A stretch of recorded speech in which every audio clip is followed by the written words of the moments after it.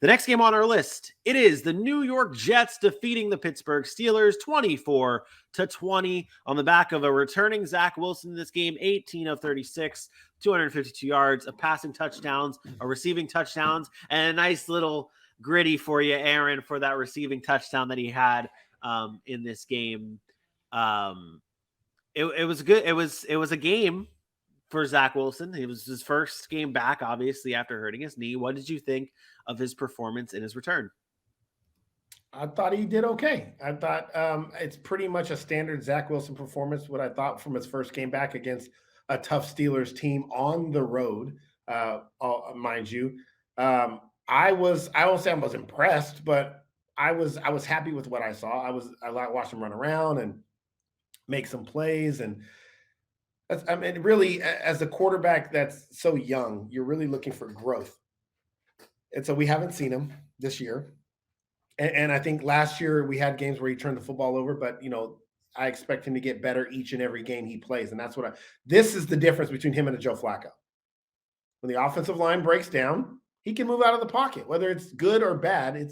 It's going to be something that is going to be game changing for them. It's the Malik Willis. It's the Patrick Mahomes stuff that you want as a quarterback. And I think that's important. I didn't know those were negative highlights. Otherwise, if you wanted me to talk about them negatively, I would have. I didn't realize they were negative highlights either. I didn't watch it. I honestly, I did not. Yeah, I don't, like I'm saying, one of those is a tip pass interception. He's going to make mistakes. He's a young quarterback, but we also expect him to. Isn't this the same one? No, it's not. Okay. Anyways, no, I think I've said it all. I think Zach Wilson is a guy that we're looking for growth, and that's it. I don't take every throw and might in a vacuum and be like, okay, this is the throw that's going to determine whether he's good or not. Like, I don't think that matters. Is you want to see growth and you want to see the team grow with him. And I think that's what we've seen. They went out and they got a big win. For whatever, he had to drive them down the field late. And they drove down the field and they won the game.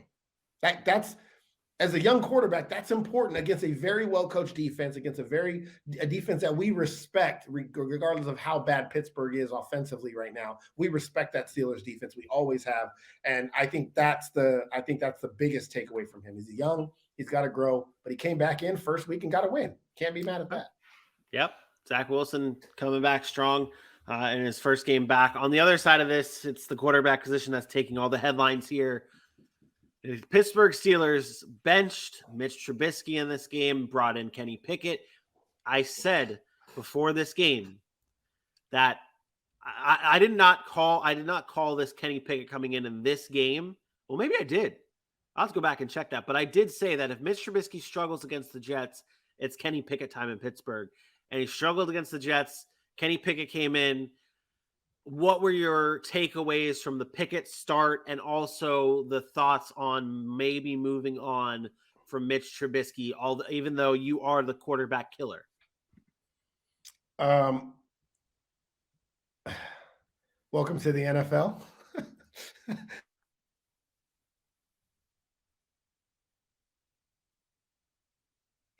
Things. He played as I expected him to play.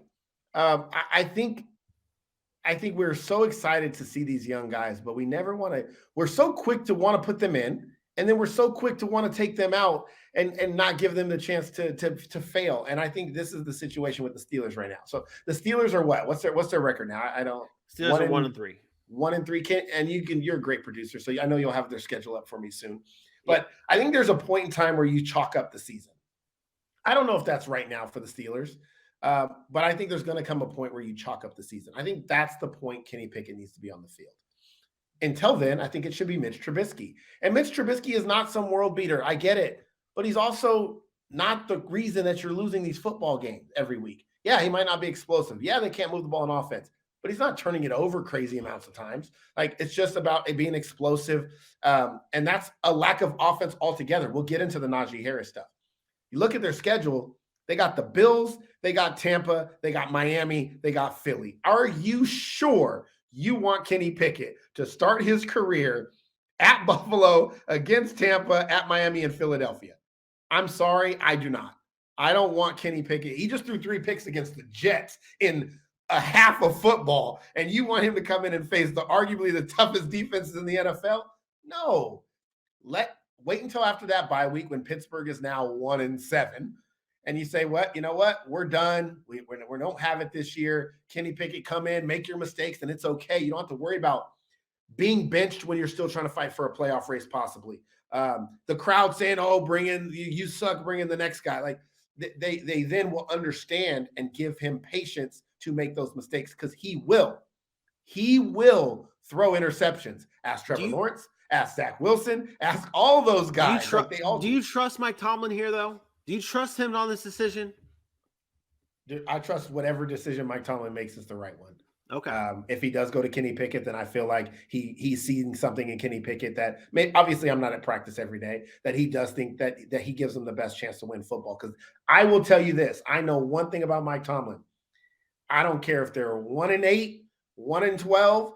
He wants to win football games. He does not like chalking seasons up. And so if it gets to that point and he's like, okay, now we need to see if this guy's our future quarterback, then he's done his due diligence in making sure that was the appropriate steps to take. It's why he will not commit to doing that right now, is because I do think Mike Tomlin is smart enough to look at that schedule and say, do I want to maybe ruin my rookie's career? I mean, we've seen it before. You come in and he throws those 4 games, he throws 13, 14 picks. That might be Nathan Peterman. Like, you know what I mean? That might be somebody that never recovers from that, from an outside perspective or inside that building. So I think he wants to make it clear Mitch Trubisky has been through it. He can handle those games, even if they don't win. My thing would be Mitch Trubisky stays the starter through their bye week, and then Kenny Pickett comes in, because they would have lost probably all of those games. Yeah. Kenny Pickett is now the first quarterback in NFL history to rush for 2 touchdowns in his first career start. This is a game, I think, that I gotta be honest. This is a ridiculous thing that I gotta say, but I gotta say it anyways. When you look at Kenny Pickett, and we joked around about this, and I know this is ridiculous. This is absurd to say, and I'm gonna say it anyways. When you look at Kenny Pickett, can you get some yellow gloves or something other than black gloves when you're wearing black sleeves?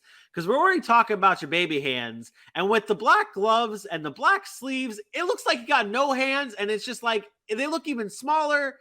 I don't like it. Oh my gosh, you're so that get out of here. I told you it was an absurd thing to say.